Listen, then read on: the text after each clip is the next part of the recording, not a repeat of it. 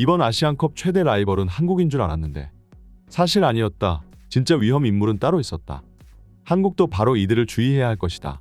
한국은 이라크를 상대로 1대0 승리를 거두면서 마지막 평가전을 만족스러운 결과로 마무리 지었고, 바로 한국 시간으로 1월 9일 새벽 일본 대표팀도 대회 직전 마지막 경기를 치루었습니다.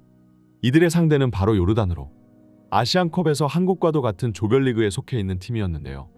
그런 점에서 보았을 때 한국 입장에서도 일본과 요르단의 경기는 앞으로 맞붙게 될 두 개의 팀의 전력을 동시에 확인할 수 있었으며, 전술적으로도 굉장히 분석할 부분이 많은 경기였기 때문에 한국의 데이터 분석관들이 이 맞대결을 면밀히 관찰했으리라 예상됩니다. 하지만 역시나 이 두 팀의 체급 차이는 명확했고, 일본은 한국과 더불어 아시안컵 최대 우승 후보로 여겨지는 팀이었기 때문에 요르단을 상대로 손쉽게 골폭풍을 휘몰아치면서 완승을 거두었습니다. 하지만 그럼에도 경기 이후 일본 팬들이 보인 의외의 반응이 화제였는데요. 일본 팬들은 경기가 끝난 후 인터넷 커뮤니티를 통해 아시안컵 최대 경쟁자는 한국이 아니고 진정한 위험 인물은 따로 있다고 말해 큰 관심을 모았습니다.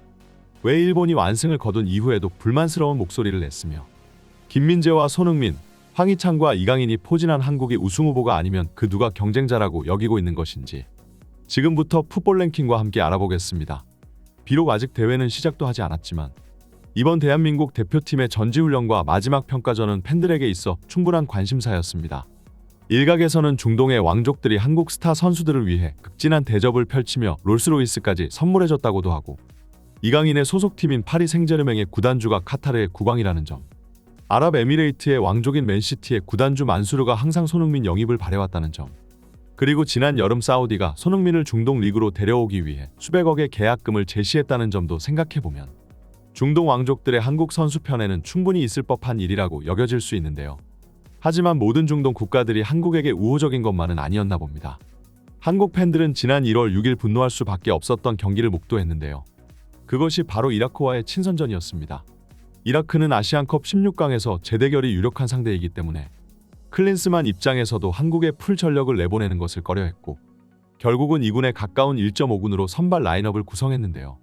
한국은 핵심 선수들 없이도 이라크를 손쉽게 압도했고, 이재성의 왼발 선제골에 힘입어 경기를 주도했습니다. 그리고 후반전이 시작되자마자 클린스만은 김민재와 이강인, 손흥민과 황희찬을 전부 투입하면서 이라크 벤치 쪽에 희망을 박살내고야 말았는데요. 주전 멤버들이 들어오니 경기는 너무나도 일방적으로 진행되었고, 이라크 선수들은 박스 안에서 공을 걷어내기에만 급급했습니다. 하지만 손쉽게 두세 골은 더 터뜨릴 수 있었던 기회가 있었으나 이 경기를 맡은 중동 출신의 심판은 자꾸만 계속해서 한국의 페널티킥 기회를 무산시켜버렸는데요. 계속되는 편파 판정에 이 경기를 지켜보고 있던 팬들은 당황했지만 진짜 대형 사고는 그 이후에 터졌습니다. 이라크의 수비수와 이강인이 서로 격정적인 경합을 펼쳤고, 이강인이 공을 포기하지 않고 끈기 있게 건드리려 들자 이라크의 수비수는 돌연 갑자기 흥분하여 이강인에게 달려든 건데요. 손과 팔꿈치로 이강인의 얼굴을 가격했고, 그 후로 이마로 들이받기까지 했습니다. 경기장에서 벌어지는 이런 명백한 폭력 행위는 중국전 말고는 딱히 본 적이 없었기에 팬들은 당황했는데요. 그러나 심판은 충격적이게도 이라크에게 레드카드를 꺼내들지 않고 오히려 이강인에게 경고 누적으로 경기장에서 나갈 것을 지시했습니다. 이때 일어난 사건은 아직도 한국 팬들이 두고두고 아시안컵을 걱정하는 이유 중 하나인데요. 중동 지역에서 열린 친선전에서 중동 출신의 주심이 중동 팀들에게 대놓고 편파 판정을 벌이고 있었고, 마치 아시안컵 의도적으로 같은 중동 지역 국가들을 밀어주기 위한 예행 연습을 하는 듯처럼 보였습니다. 이라크전 한국 팬들의 반응을 본 일본 팬들은 판정에 대해 불만 섞인 목소리를 토로하는 것을 보자 처음에는 한국 팬들은 항상 피해자 코스프레만 하고 자신들이 판정 이득을 본 것은 잊어버린다며 조롱했는데요. 그러나 이번 요르단전 자신들도 판정 피해를 입자 갑자기 돌변하여 아시안컵에서 진정으로 견제해야 할 대상은 따로 있다며 경고했습니다. 오늘 골 폭격을 하면서 대승을 거두었지만 할 말은 해야겠다. 공격진은 뛰어나지만 여전히 수비진은 불만했어. 실점을 많이 한 건 아니지만 고작 해야 상대는 요르단이야. 피파 랭킹에서 50위는 우리가 더 위에 있는데 좀 더 완벽히 틀어막을 수는 없었던 거야? 하지만 우리 중원이 포백을 완벽하게 보호하지 못했던 이유가 있어. 심판이 요르단 선수들의 거친 파울을 전부 무시했기 때문이야. 요즘 중동 국가들 편애가 너무 심한 것 같네. 얼마 전 한국 선수에게 박치기를 하고도 퇴장당하지 않았어. 나는 결승전에서 한국과 일본이 맞붙을 것이라고 예상하고 있었는데 이런 판정이 본선 무대에서도 계속된다면 오히려 우승팀은 중동팀이 될지도 모르겠네.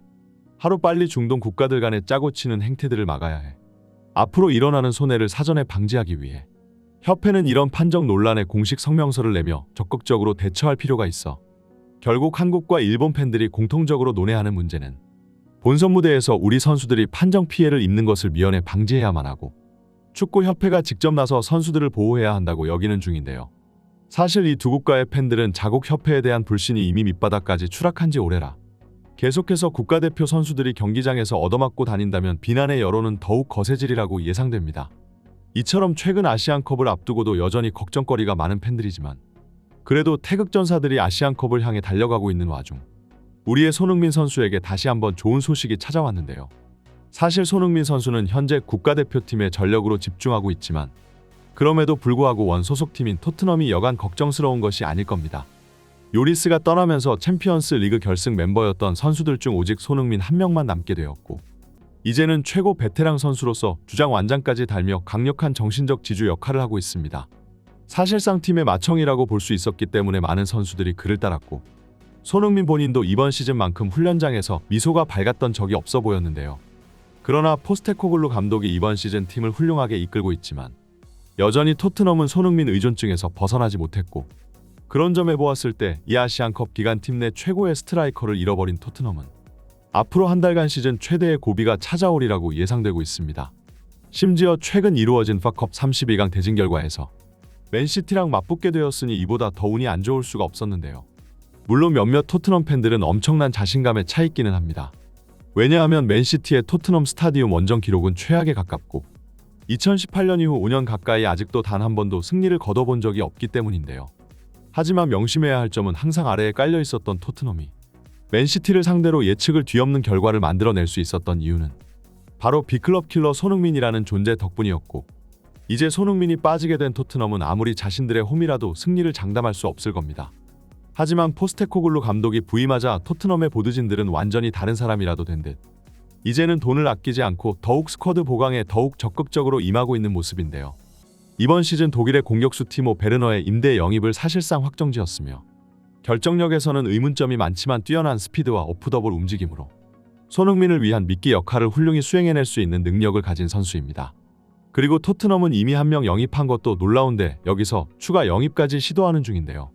이탈리아 최고의 수비수 중 하나인 라도 드라구신과 접촉하였고 바이에른 미넨도 노렸던 수비수지만 영입 경쟁에서 승리하여 사실상 이적이 99% 확정되었다고 볼 수 있습니다. 손흥민이 한 달간 빠지는 만큼 토트넘은 스쿼드 보강에 더욱 열을 올리고 있는 상황인데요. 이번 시즌 토트넘이 손흥민에게 트로피를 안겨주기 위해 아주 작정한 듯이 보입니다.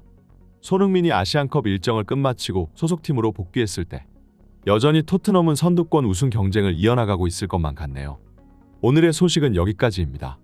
좋아요와 구독은 행복입니다. 지금까지 풋볼랭킹이었습니다. 항상 봐주셔서 감사드립니다.